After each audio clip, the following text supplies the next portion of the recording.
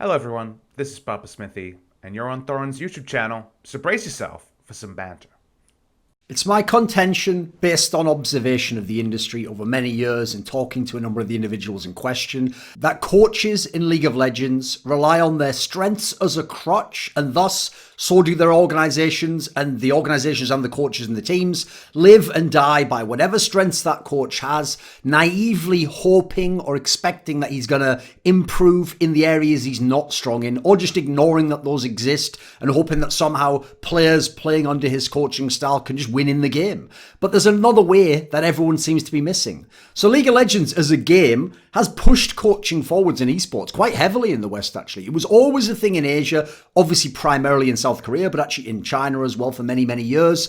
Going back, we're talking decades at this point in time to the earliest points of esports in these countries. But it wasn't a big thing in the West until, we're talking like 2013, 2014, going on when the first coaches in League came in. And then eventually you had to have a coach because there was a stipend given to you. And then now we've got a whole market of coaches. And so what happened is, people always critique coaches for being bad in League of Legends, specifically in LCS and LEC. I do it myself. And you know what? Yes, in some cases, certainly some of them are bad. There are still some people being hired due to nepotism or just the fact that they have a big name or that they're good in one area and they did something a little bit. But I would say more aptly, yes, there are bad coaches. Then there's coaches that they haven't got enough experience coaching, so they just do very basic things or just take some game knowledge they had because there's no formal training. Then there's coaches who are good, but they're limited in certain areas, or they're only good in certain areas. Now, that makes a lot of sense when you consider where League of Legends is, where esports is, where the industry is, because obviously most of these head coaches, practically all of them, are younger than the head coaches in sports. In traditional sports, guys will train for years, often as assistant coaches, before they ever get that head coaching job. So they get to work under another guy who's mastered the craft, learn things from him, and then he even tests when they're ready, and then when they're ready, they get to move on. So one of the problems I have is, to me, you need multiple people to do the job that we currently give to the head coach and the strategic coach combined. That's typically what people have now renamed the analyst role. So consider this. Here's an analogy to help you get this concept. Think of some of the experts I work with on my shows that I know. So how about Kelsey Moser, famously a journalist writing for The Score, Yahoo Esports, obviously most recently has become the head coach of the 100 Thieves Academy team, who actually won Academy last split. You have Veteran, obviously was a coach of Schalke and H2K and has been, again, an analyst for many years. Obviously is something of an expert in the European scene. You have LS, who's famously within the Korean scene, coach of BBQ Olivers, coach of Gravity, coach of Tempo Storm. Obviously quite famed himself as a streamer and someone who breaks down the game and does one-on-one coaching with random plebs. How about Emily Rand, someone who has written a bazillion articles for The Score and now ESPN, etc., Yahoo Esports, all these websites.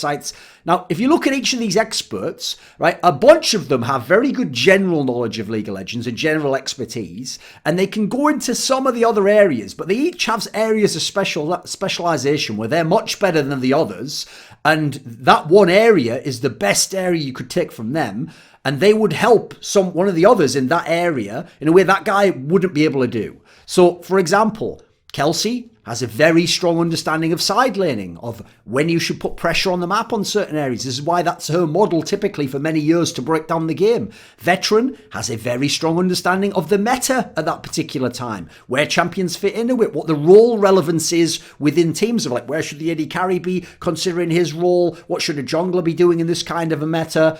LS is obviously a draft expert. That's an area he's put a lot of his emphasis into. Now, yes, it has his own unique twist, and you can certainly say on his angle, maybe he takes it a way that other people don't get as much out of it. They can't apply what he's saying as much, but within his own zone, he's an absolute expert on that. He can go a lot deeper than other people, and he's not just making shit out of his arse. Like, well, I think Lau's strong at the moment, so yeah, draft that. Like, he's not doing that. Emily is famously, and maybe she's not famous enough for this, I've often pushed her to do articles, she's a pathing expert. She knows all the best junglers, what they do, how they're fitting into their teams in a way that other people, even who are studying the game, even some of these other names can't be, because they're watching other aspects of the game and they're not just watching the jungle on the minimap the whole time. And back in the day, we didn't have something like ProView where you could follow the one particular role. So why do they have these specializations or expertise above all of their general expertise and over even the others?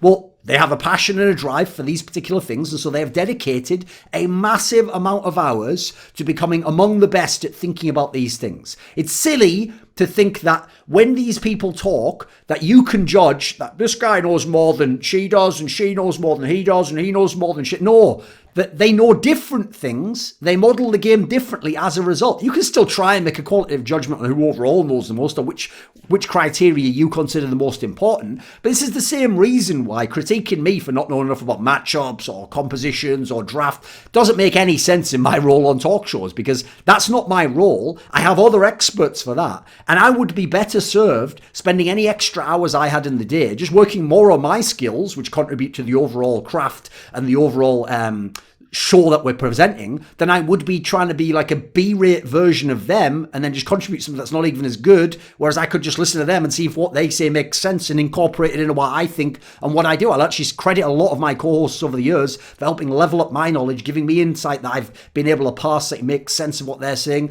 and it's absolutely given me a way better, well-rounded understanding of the game. So to bring it back to the concept of current coaching in LEC and LCS, there are some coaches who are really strong in the draft, but not as good in many other areas. There are some coaches that are really good at player management, working with people's egos, understanding which guy needs a pat on the back, which guy needs a kick up the arse, who to challenge, who to sort of like temper expectations for.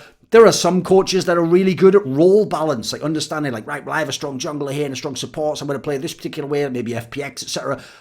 A general manager, understanding who should I draft for the type of team and the strengths that I've got and that I want to have. Some are really good at developing talent. You give them rookies or thrown away players or just average players, and they'll make so much more of them. Meanwhile, some are amazing with superstar players, often not needing the same type of a coach. You give them the best players and they'll use them the most effectively, whereas you give some other coach who's good coach some of the best players, he'll actually use them ineffectively. He'll almost neutralize some of their strengths by some of the other conceptions of how he sees the game. There are some that are amazing at map movements, at macro, some that are amazing at understanding how to side lane, how to pressure, how to use objective control. Imagine if, instead of having all this like different set of criteria that coaches could be good in, you could just get a bunch of these guys together and combine their skills towards the same goal. Imagine you had one guy who was amazing working on the draft. Imagine you had one guy who was amazing at constantly looking at the role balance and who's doing well in their role, and then within the meta at that point in time, and then within the context of the champions that we can draft based on what the draft guy says is the best stuff, and then figuring out like we need to put more emphasis on the top lane, even though at the moment, yeah, like actually AD carry is important, but in our role and in our meta,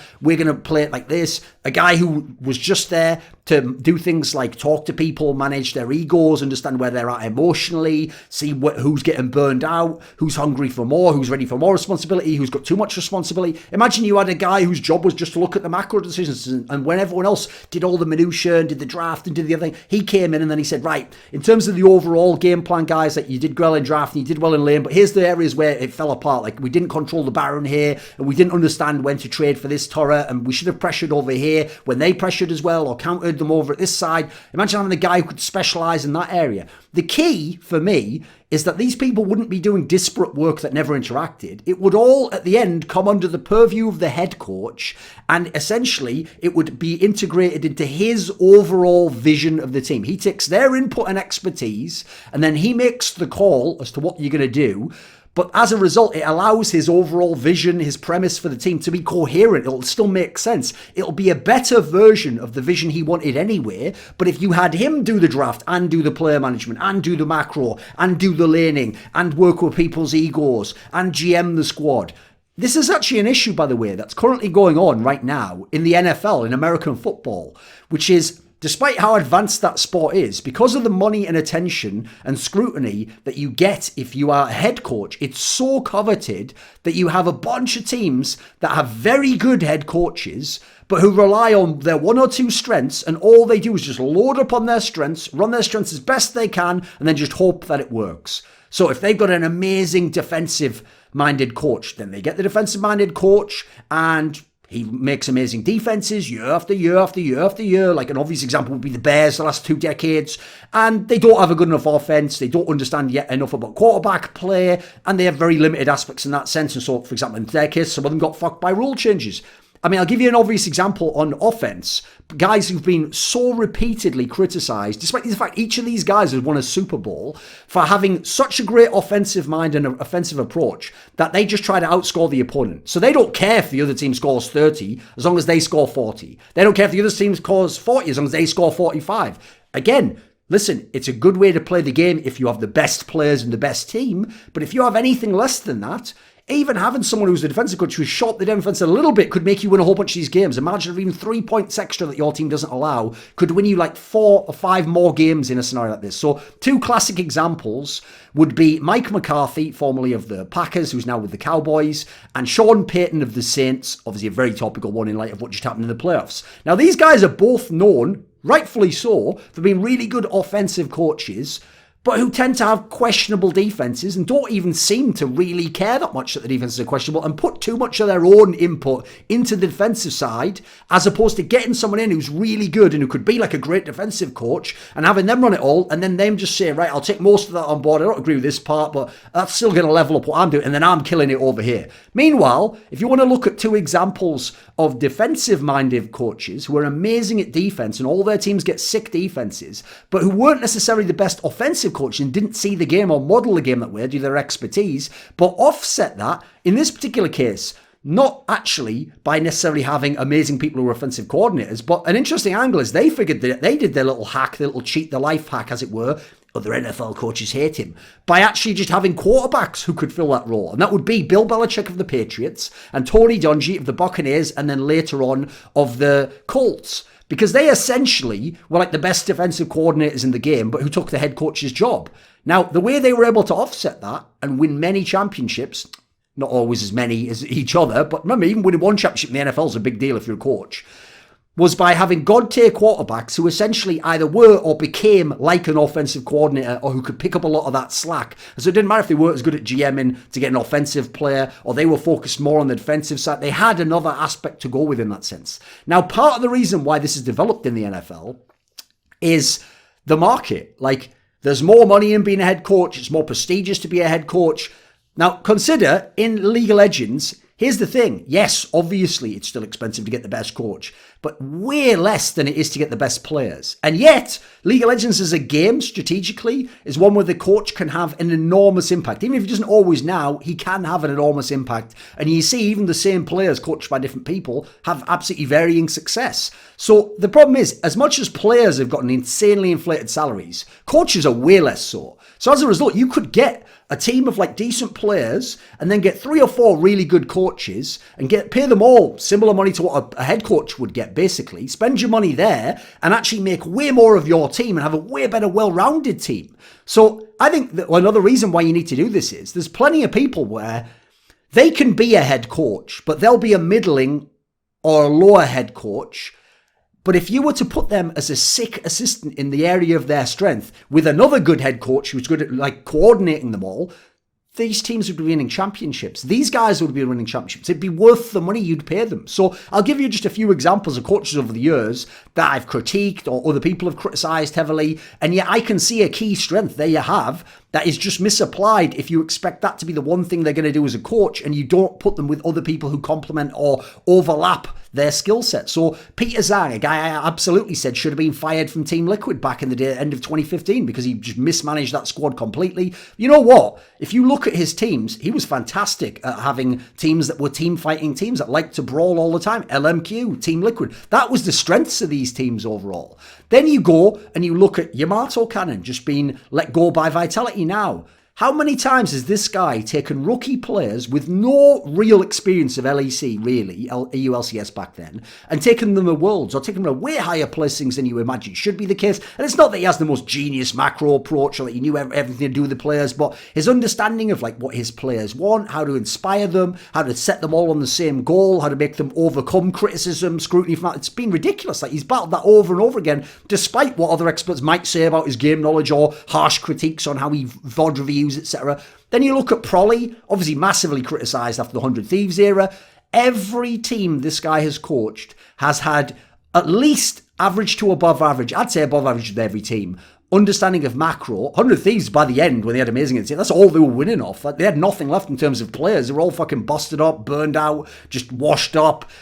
Every team he's in has this strong macro approach. But is he good in those areas? Yeah, he's got certain problems. Like, he doesn't seem as good at necessarily disciplining players or knowing how to talk to players or necessarily even GMing for the right players. He just gets the players that fit his system. So I'll give you a couple from Korea. I Love Uv, as he showed with a Freak of Freaks a couple of years ago, has been fantastic, just like he was as a pro player in StarCraft, at coming up with creative approaches to actually drafting and creative approaches to how to practice, to do some unique comp that no one else can run and yet no one else figures it out in time. But I wouldn't necessarily want him as my head coach. He seems to have a lot of flaws. That's why I think in playoffs there was something of a bust often. No fear, obviously, of the Rocks Tigers, later of EDG. Because of his strength as a player, he is fantastic at understanding jungling concepts, and as a result, you look how many times he's had junglers that were considered a bit weaker or not as good within the meta, and he's managed to get his teams to survive regardless, despite that jungle could be an incredibly impactful role.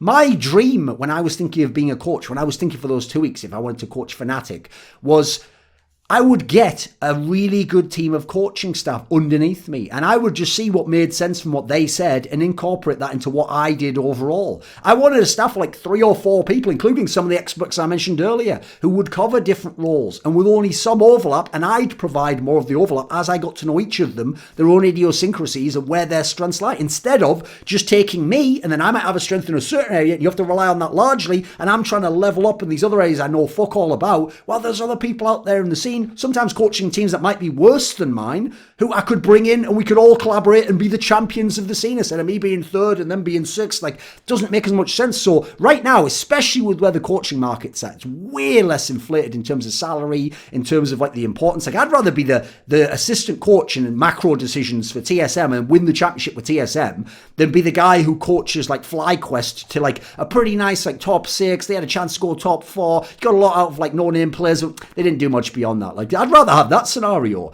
in that situation, especially because TSM could probably even pay the same money if they really wanted to. This video was kindly supported by Alexander Rao, Blunt Smoking Anus Destroyer, Dane Cuskley, Dean Tanglis, Chi Mao, JDubs, NateDOhDoubleG, Peter the Feeder, Tobias Bernasconi, and a special thanks goes out to Jerky's Minion and Mohammed, Alabdul, Razzaq. Do you want to suggest a topic or a guest for my content? Maybe you'd like to ask me a question in my monthly Patreon AMA. Would you like teasers on upcoming content that I'm doing? Maybe you want to take part in a discussion directly with me? Well, if so, then put your money where your mouth is and join the Scrilluminati today at the Patreon link in the description below.